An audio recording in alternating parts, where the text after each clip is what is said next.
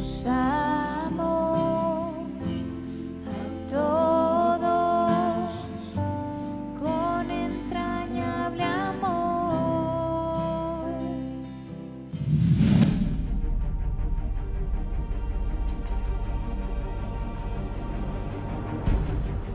¿Has entrado tú en los tesoros de la nieve? ¿O has visto los tesoros del granizo? ¿Por qué camino se reparte la luz y se esparce el viento solano sobre la tierra?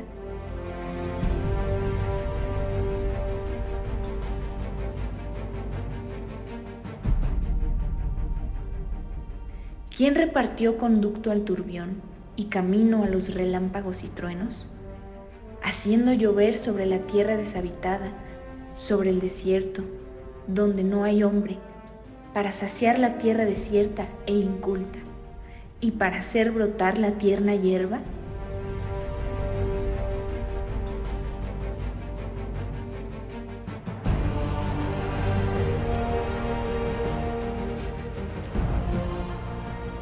¿Tiene la lluvia padre? ¿O quién engendró las gotas del rocío? ¿De qué vientre salió el hielo? ¿Y la escarcha del cielo, quién la engendró?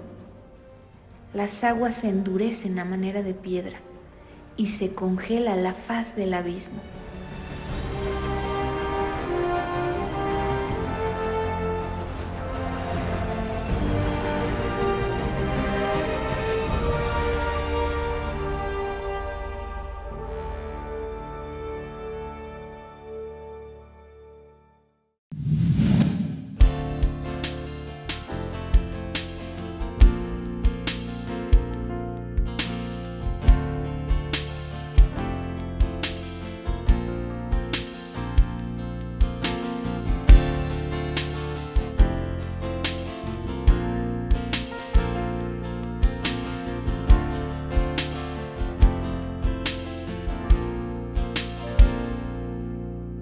Eres la razón, eres el aire que respiro al despertarme, el latido de mi corazón.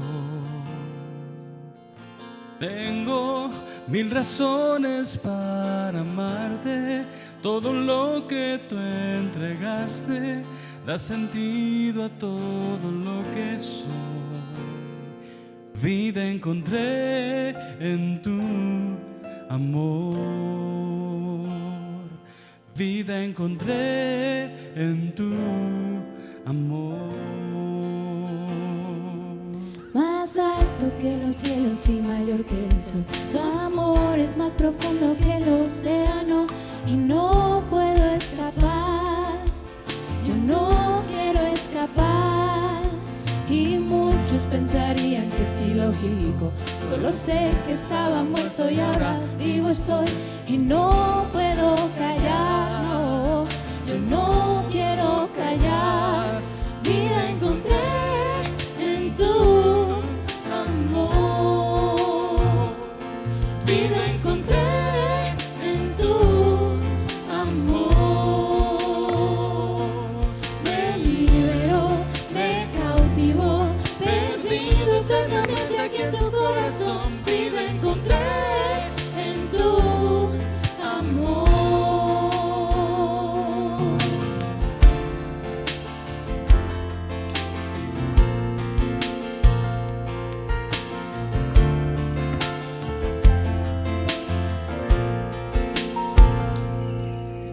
Todo lo que soy y lo que tengo, solo a ti, Dios, te lo debo. Oh Jesús, eres mi gran amor. Tengo mil razones para amarte, todo lo que tú entregaste ha sentido a todo lo que soy. Me liberó, me cautivó, perdido eternamente aquí en tu corazón. Me liberó, me cautivó, perdido eternamente aquí en tu corazón. Vida encontré en tu amor, vida encontré en tu amor.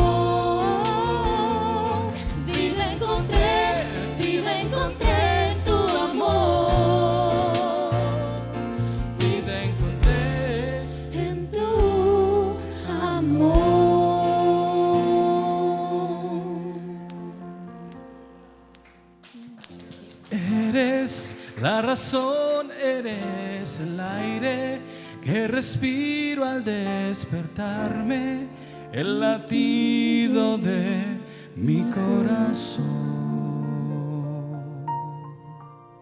Amén. Gracias, Jesús.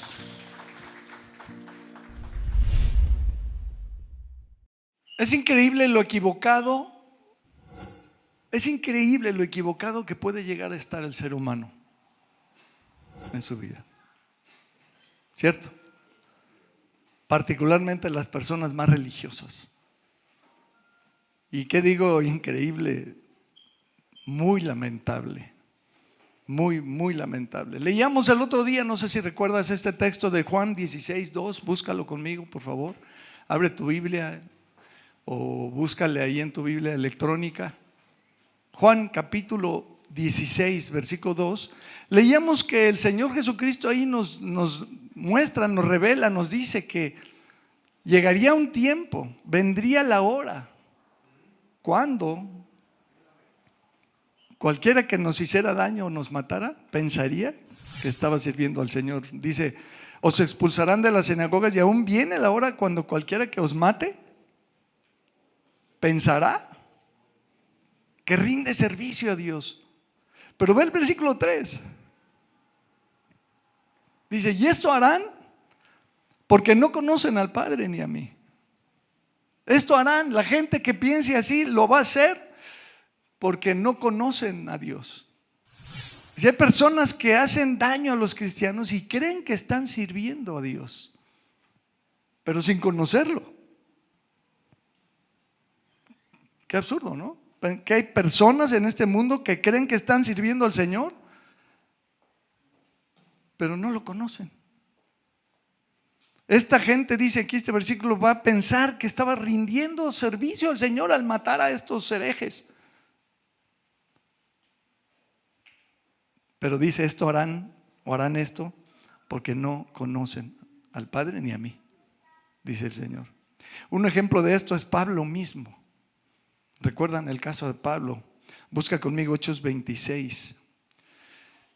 Quien él creía, estaba convencido que su deber era atacar a los cristianos. Él pensaba que ese era su deber. Fíjate qué cosa más fuerte, ¿no? Qué tan profundamente equivocado no estaba el apóstol. Hechos 26:9, no sé si ya lo encontraste. Dice, yo ciertamente, y subraya, había creído mi deber hacer muchas cosas contra el nombre de Jesús de Nazaret, lo cual también hice en Jerusalén. Yo encerré en cárceles a muchos de los santos, habiendo recibido poderes de los principales sacerdotes, y cuando los mataron, yo di mi voto. Y muchas veces, no pocas veces, ¿verdad? Muchas veces, castigándolos en todas las sinagogas, los forcé a blasfemar. Y enfurecido sobremanera contra ellos, los perseguí hasta en las ciudades extranjeras. Personas capaces de matar creyendo que están sirviendo a Dios, pero sin conocer a Dios. Era el caso de Pablo. Exactamente. Y así eran los fariseos. Así eran los fariseos de la época, quienes constantemente se sentían ofendidos por las cosas que el Señor Jesucristo decía o hacía. Se sentían ofendidos. Léelo conmigo ahí en Mateo 15, por favor. Mateo 15:12. Dice, entonces acercándose sus discípulos le dijeron, ¿sabes que los fariseos se ofendieron cuando oyeron esta palabra? El Señor Jesús acababa de decir algo fuerte, no, algo verdadero. Tú lo puedes revisar en tu casa después el contexto. Dice, pero respondiendo él dijo, toda planta que no plantó mi Padre Celestial será desarraigada. Dejadlos, son ciegos, guías de ciegos. Y si el ciego guiare al ciego, ambos caerán en el hoyo. Se ofendían estas personas cuando oían a Jesús decir cosas que no les gustaban, que no les parecían. Se ofendían, se sentían agredidas, reaccionaban. ¿Te acuerdas el caso de Esteban? Léelo conmigo en Hechos capítulo 6. ¿Sí vienen bien listos con su Biblia hoy? Porque hoy yo vengo bravo también. Hechos 6, 8. Hechos 6, 8. Tú me dices cuando ya estés ahí. ¿Ya lo encontraste? Hechos capítulo 6, verso 8 dice: y Esteban, lleno de gracia y de poder, hacía grandes prodigios y señales ante el pueblo. Entonces se levantaron unos de la sinagoga llamada de los libertos, es el nombre de la sinagoga, y de los de Cirene, de Alejandría, de Cilicia y de Asia, disputando con Esteban, pero no podían resistir a la sabiduría y al espíritu con que hablaba. Entonces sobornaron a unos para que dijesen que habían oído hablar palabras blasfemas, que le habían oído hablar palabras blasfemas contra Moisés y contra Dios. Y soliviantaron al pueblo. ¿Qué hicieron? Soliviantaron al pueblo, a los ancianos y a los escribas. Y arremetiendo, le arrebataron y le trajeron al concilio. Dicha de paso, soliviantar, según el diccionario, incitar a una persona para que adopte una actitud rebelde y de protesta. Eso es soliviantar. También dice el diccionario, alterar el ánimo de una persona. Alterar el ánimo, provocar, ¿no?, a la persona a que se rebele, a que se ponga en una actitud fea, ¿no? Versículo 13. Y pusieron testigos falsos que decían: este hombre no cesa de hablar palabras blasfemas contra el lugar santo y contra la ley, pues le hemos oído decir que ese Jesús de Nazaret destruirá este lugar y cambiará las costumbres que nos dio Moisés. Lo cual, por cierto, entre paréntesis, es verdad. Pero bueno, entonces todos los que estaban sentados en el concilio, al fijar los ojos en él, vieron su rostro como el rostro de un ángel. Wow. Entonces fíjate, quiero hacerte notar, ¿quiénes estaban oyendo todo esto? El pueblo, los ancianos, los escribas, los libertos de la sinagoga aquella. Y luego el capítulo 7, versículo 1 nos dice: el sumo sacerdote dijo entonces: ¿es esto así? ¿Quién estaba también ahí? El mero sumo sacerdote, la máxima autoridad judía, estaba ahí presente. Y entonces dice: a ver, ¿esto es cierto esto que están diciendo de que este cuate anda promoviendo estas cosas? Y entonces a partir de ese versículo del 2 en adelante, tú vas a poder leer, no ahora porque es muy largo, toda la predicación que se aventó Esteban. Pero en el versículo 54, si quieres brincar hasta allá, por favor. Después de que les predica y les dice lo que les tiene que decir, versículo 54 dice: oyendo estas cosas, se enfurecían en sus corazones y crujían los dientes contra él. ¿Has crujido los dientes de coraje alguna vez? Pero Esteban, lleno del Espíritu Santo, puesto los ojos en el cielo, vio la gloria de Dios y a Jesús que estaba a la diestra de Dios. Y dijo: he aquí veo los cielos abiertos y al Hijo del Hombre que está a la diestra de Dios. Me encanta la inocencia y la transparencia de este cuate cuando ve eso y dice: wow, lo veo, ahí está el Señor, lo estoy viendo. Entonces ellos le dijeron: queremos verlo también nosotros, para convertirnos al Señor y para rendirnos a Él. ¿Qué hicieron? Dando grandes voces se taparon los oídos y arremetieron a una contra él, y echándole fuera de la ciudad le apedrearon. Y los testigos pusieron sus ropas a los pies de un joven que se llamaba Saulo y apedreaban a Esteban mientras él invocaba y decía: Señor Jesús, recibe mi espíritu. El momento de la muerte. Y puesto de rodillas, clamó a gran voz: Señor, manda a todos estos al infierno. Desgraciados, infelices, asesinos, rebeldes, soliviantados. ¿Qué les dice? ¿Qué dice? Señor, perdónalos. No saben lo que hacen. No les tomes en cuenta este pecado. Y habiendo dicho esto, Se durmió Esteban. Uf. Qué historia, ¿no? Qué caso tan impactante. Lo matan de a de veras. Qué cosa tan terrible, ¿no? ¿Cómo se atreve un ser humano a matar a otro porque le están predicando? ¿Porque le están diciendo la verdad? Sin embargo, Pablo, que estaba aquí presente, dice que pusieron sus ropas a los pies de él, estaba ahí, él fue testigo, ¿no?, en el momento. Pablo es un caso muy especial, porque él persigue a los cristianos, como dice, ya lo leímos, los obligaba, los forzaba a blasfemar.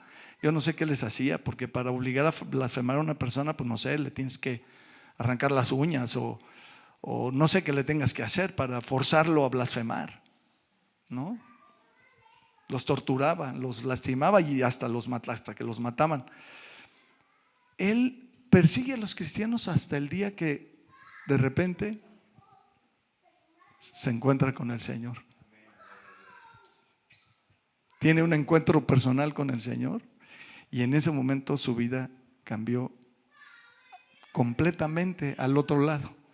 Se volvió un predicador de estos a los que él perseguía. Ustedes pueden leer la historia en el libro de los Hechos, ¿no?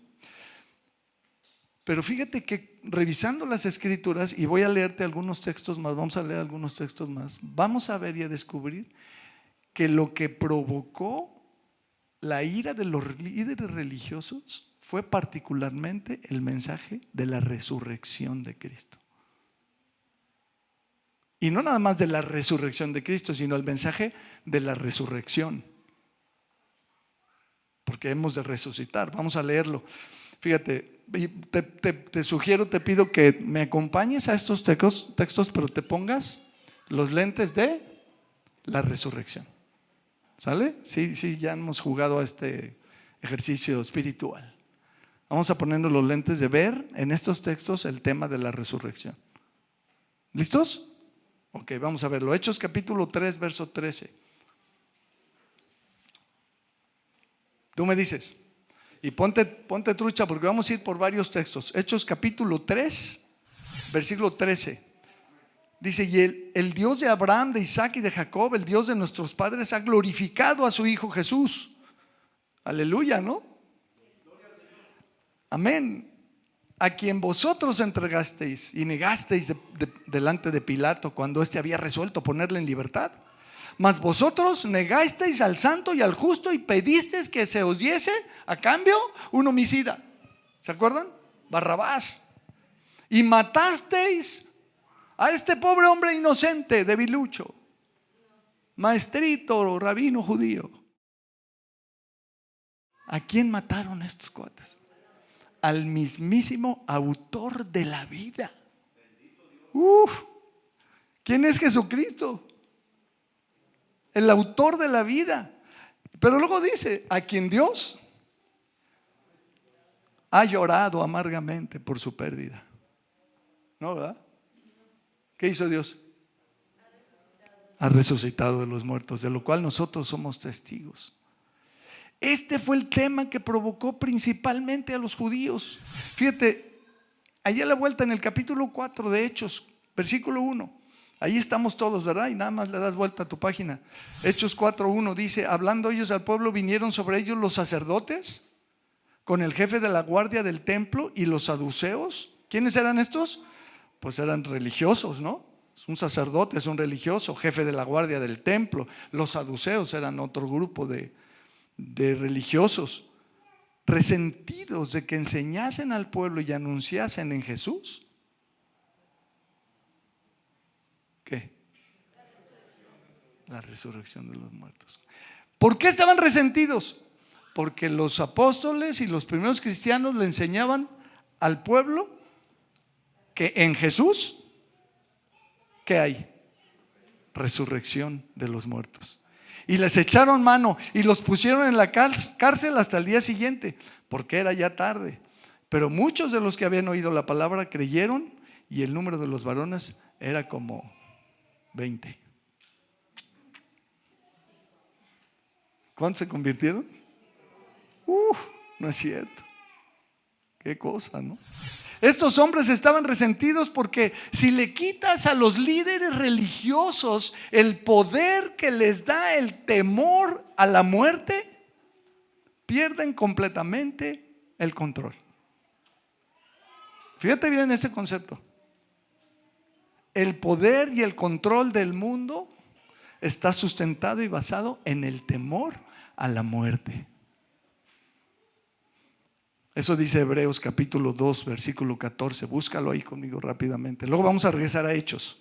Pero vamos a Hebreos capítulo 2, 14. Dice: así que por cuanto los hijos participaron de carne y sangre, Jesucristo también participó de lo mismo, para destruir por medio de la muerte, de él por supuesto, al que tenía el imperio de la muerte. Esto es, al diablo. Y librar a todos los que por el temor de la muerte estaban durante toda la vida sujetos a esclavitud, sujetos a servidumbre.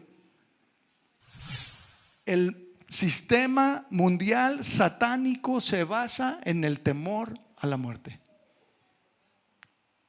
Y si tú le predicas a una persona acerca de la resurrección, les quitas el poder.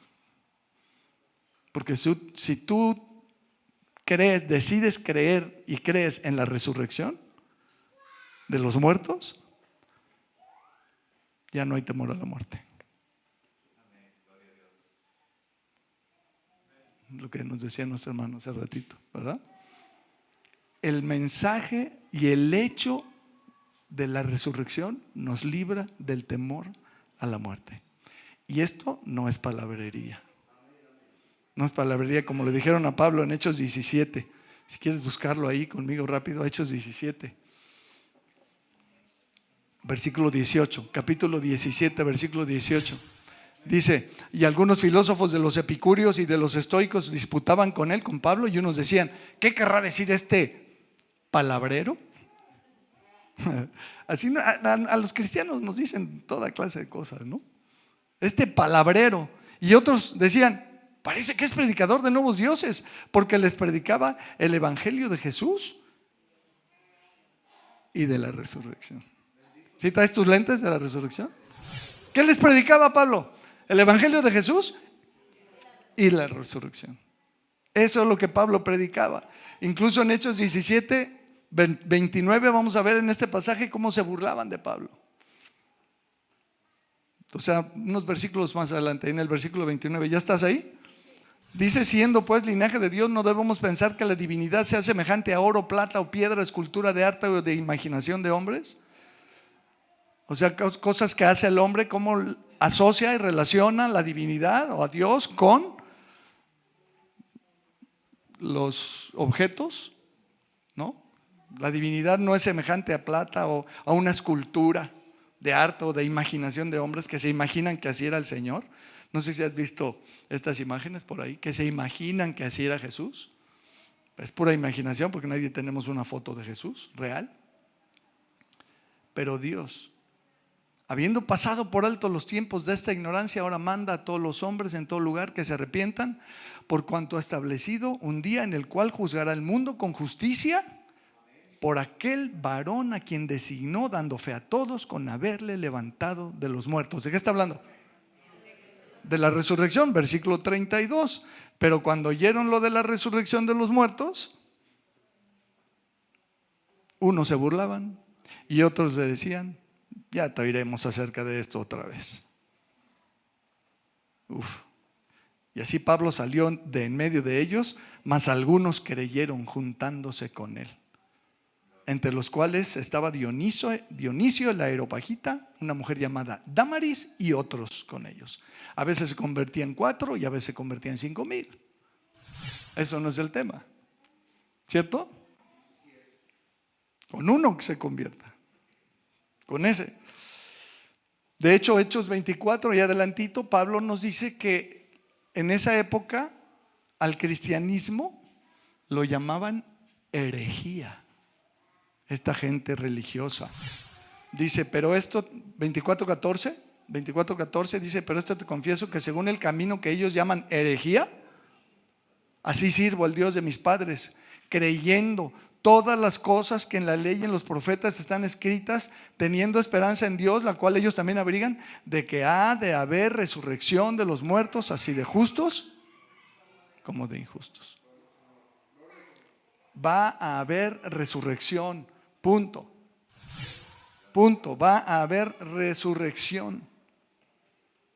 Esto era lo que hacían los apóstoles, dar testimonio de la resurrección de Cristo. Porque ese es el tema central. Sin la resurrección de Cristo, todo se cae. Todo se cae. El fundamento y la roca angular y principal del cristianismo es la resurrección de Jesucristo. Hechos capítulo 4, versículo 32.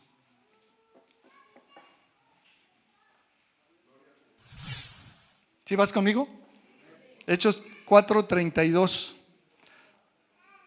Y la multitud de los que habían creído era de un corazón y un alma, y ninguno decía ser suyo propio y nada de lo que poseía, sino que tenían todas las cosas en común. Qué bonito versículo, por cierto. Qué bonita iglesia, qué bonito el cristianismo, qué bonito es tener esta comunión con los hermanos, con los convertidos, ¿verdad? Es precioso. Pero luego el 33 dice, y con gran poder los apóstoles daban testimonio del poder de la iglesia. ¿No, verdad? ¿De qué daban testimonio? De la resurrección del Señor Jesús, y abundante gracia era sobre todos ellos. Mis amados, la resurrección de nuestro Señor Jesucristo es la base de nuestra fe, la base de nuestra esperanza, la base de nuestra vida. Jesucristo está vivo. Resucitó. No reencarnó, resucitó, se levantó de entre los muertos. Velo en 1 Pedro capítulo 1, velo conmigo, léelo conmigo. 1 Pedro 1, 3. Tú me dices, ¿ya? Qué rápidos. Es que Dani es bravo. Bendito el Dios y Padre de nuestro Señor Jesucristo. Y toda la iglesia deberíamos decir, bendito Dios, bendito Dios, que según su grande misericordia nos hizo renacer. Está hablando del nuevo nacimiento. Para una esperanza viva. ¿Cómo nuestra esperanza? ¿Muerta? Viva, viva nuestra esperanza. ¿Por qué? Por la resurrección de Jesucristo de los muertos. ¿Para qué? Para una herencia incorruptible, incontaminada, inmarcesible, reservada en Jerusalén para vosotros. No, ¿verdad? No, en Estados Unidos tampoco. ¿Dónde está nuestra herencia? En el cielo. Para nosotros, que somos guardados por el poder de Dios mediante la fe para alcanzar la salvación que está preparada para ser manifestada en el tiempo postrero. Todavía no se manifiesta nuestra salvación, se va a manifestar al final. Y el 6 dice que eso nos alegra. Dice, en lo cual vosotros os alegráis, aunque ahora por un poco de tiempo, si es necesario, tengáis que ser afligidos en diversas pruebas. Híjole, mano, ¿qué decir de eso? Qué fuerte. A veces Dios juzga necesario meternos en la prueba. ¿Sí o no, muchachos? Aquí a mi izquierda. A veces, si es necesario. Uno no entiende. ¿Quién decía eso ahorita en los testimonios? Creo que Rodrigo o alguien decía que uno no entiende, o el hermano, uno no entiende los propósitos de Dios. Uno no entiende por qué y qué está haciendo Dios y por qué está pasando lo que está pasando. Pero nuestra fe es probada. Nuestra fe es probada, es lo que dice aquí. Dice, versículo 6, léelo de nuevo conmigo. En lo cual vosotros alegráis, aunque ahora por un poco de tiempo, si es necesario, tengáis que ser afligidos en diversas pruebas, para que sometida a prueba vuestra fe, que es mucho más preciosa que el oro, nuestra fe, el cual, aunque perecedero, el oro, se prueba con fuego, para ver si es oro bueno o no, sea hallada nuestra fe en alabanza, gloria y honra ¿cuándo? Cuando sea manifestado Jesucristo. El Señor Jesucristo se va a manifestar pronto a la humanidad. Y luego dice el 8, ve qué versículo el 8, dice, a quien amáis sin haberle visto. ¿Verdad que amas al Señor? Híjole, yo lo adoro al Señor. lo amo con toda mi alma, en quien creyendo, aunque ahora no lo veáis, os alegráis con gozo inefable y glorioso, obteniendo el fin de vuestra fe, que es la salvación de nuestras almas. ¿Cómo no vivir agradecidos con el Señor Jesucristo? Porque lo que vino a darnos es la salvación de nuestras almas. Entonces, concluyo en conclusión. Juan capítulo 11, por favor. Juan capítulo 11. Este tema de la resurrección se basa en la persona de Cristo, no en la doctrina cristiana, no en la iglesia cristiana, en la persona de Jesucristo. Ahí se basa, fíjate, Juan capítulo 11, versículo 25. ¿Ya lo encontraste? Búscalo, este sí búscalo. Si no buscaste a los demás no importa, este sí búscalo, porque este sí es importante verlo. Este versículo sí es importante. Le dijo Jesús: yo soy la resurrección y la vida. El que cree en mí, ¿no dices aleluya? ¿No? El que cree en mí, aunque esté muerto, vivirá. Es decir, la muerte no lo ha detenido. La muerte no es el final. La muerte es solamente un estado distinto en lo que el Señor Jesucristo regresa y se manifiesta y pone orden en este mundo, lo cual va a ocurrir inevitablemente. Entonces la muerte ya no es tan trágica, la muerte ya no es tan espantosa. La muerte perdió su poder y el temor a la muerte perdió su poder. ¿Por qué? Porque si morimos, pero creemos en Jesucristo, ¿qué dice? Aunque esté muerto, vivirá. Versículo 26 dice: y todo aquel que vive y cree en mí no morirá eternamente. Quiero brincar. Qué maravilla, qué versículo, qué palabras, qué verdad. Todo aquel que vive. ¿Estás vivo? ¿Crees en Él? Te tengo noticias.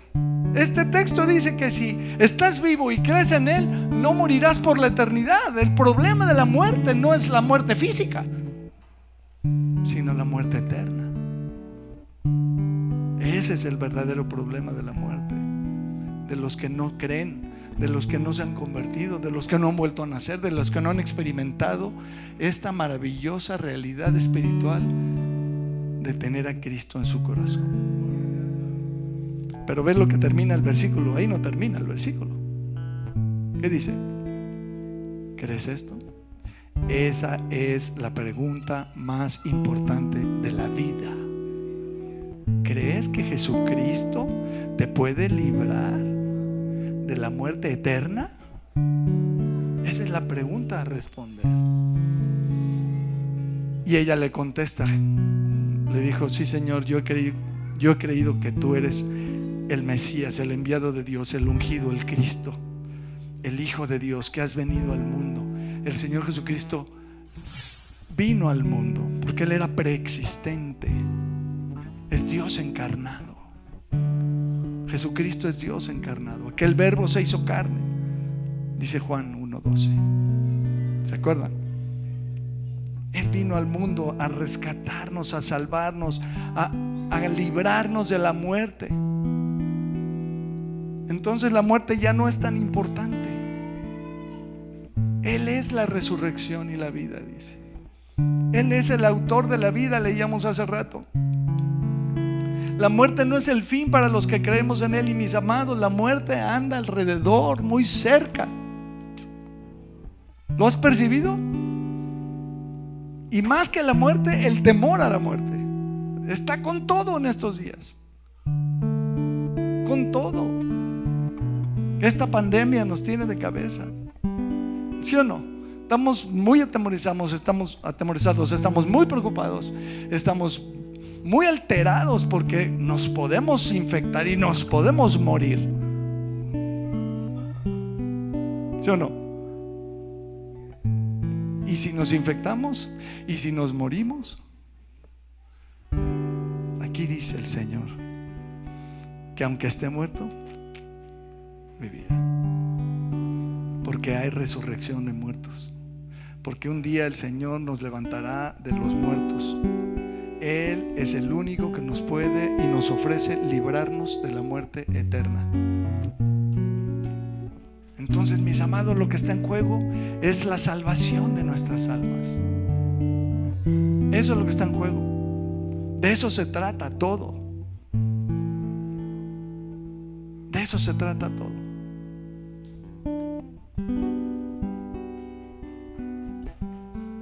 Hechos 4:12 dice: en ningún otro hay salvación, porque no hay otro nombre bajo el cielo dado a los hombres en el que podamos ser salvos. En Jesucristo podemos ser salvos, y en ningún otro hay salvación. Puedes armar una lista de nombres, en la que quieras, con todo respeto por todos los nombres de los grandes líderes espirituales del mundo. Mahoma y el Dalai Lama y el que me digas, no quiero ya mencionar nombres. Con todo respeto para ellos, en ellos no hay salvación. Salvación eterna solo en Jesucristo. Y de eso se trata.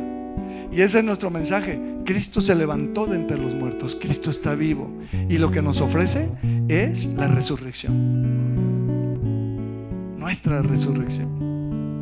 Entonces yo quiero invitarte, especialmente a ti que nos sigues detrás de la pantalla, a que pongas tu fe en Jesucristo, que le entregues tu vida a Jesucristo, que dejes todo lo demás y que cedas y que le digas: Señor Jesucristo, sí, te doy mi vida. Pongo toda mi fe y mi confianza exclusivamente en ti, en tu perdón, en tu obra en la cruz, en tu salvación, en ti, solamente en ti.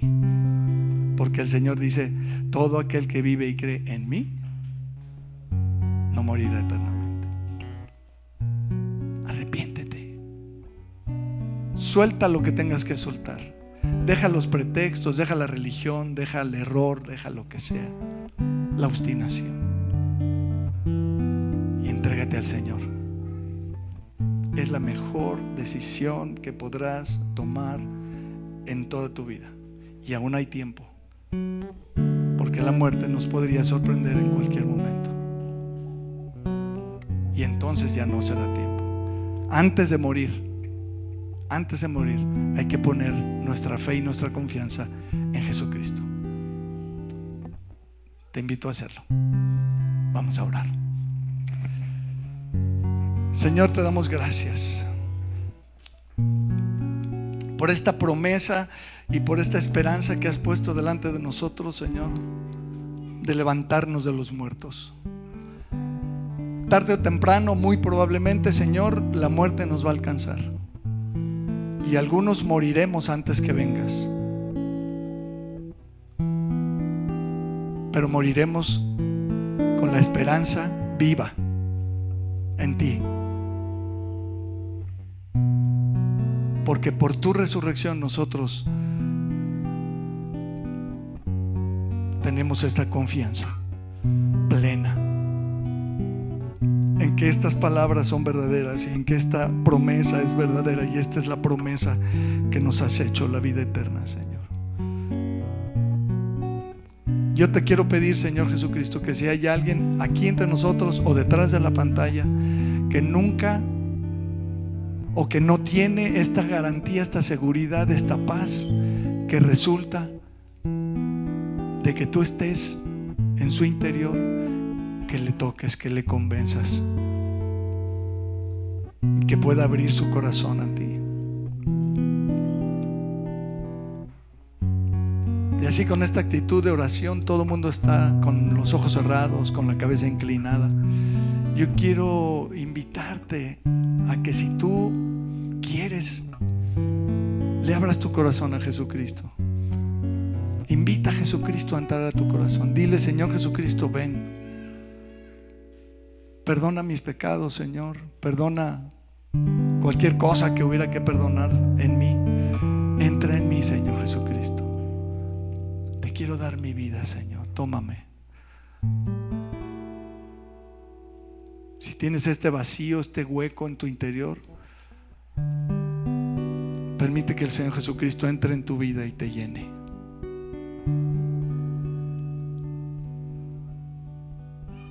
Ábrele tu corazón a Jesucristo.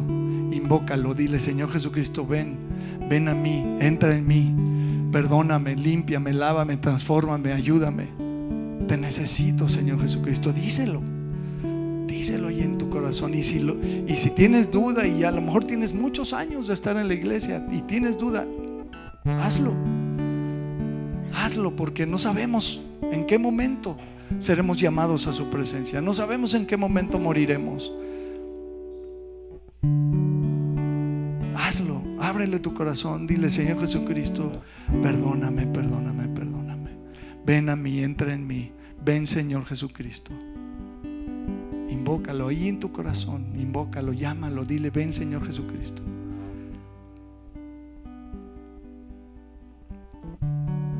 Señor, tú conoces a cada uno de los que estamos aquí, de los que están viendo esto y que lo verán después. Toca el corazón de todos.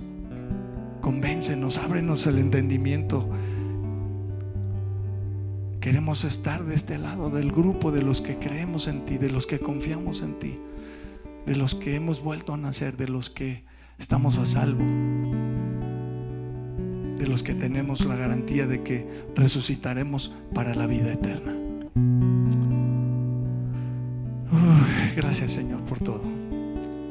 En el nombre de Jesús oramos. Amén. Que el Señor les bendiga. Les mandamos un abrazo muy cariñoso. Nos vemos, si Dios quiere, la próxima semana. Hasta entonces.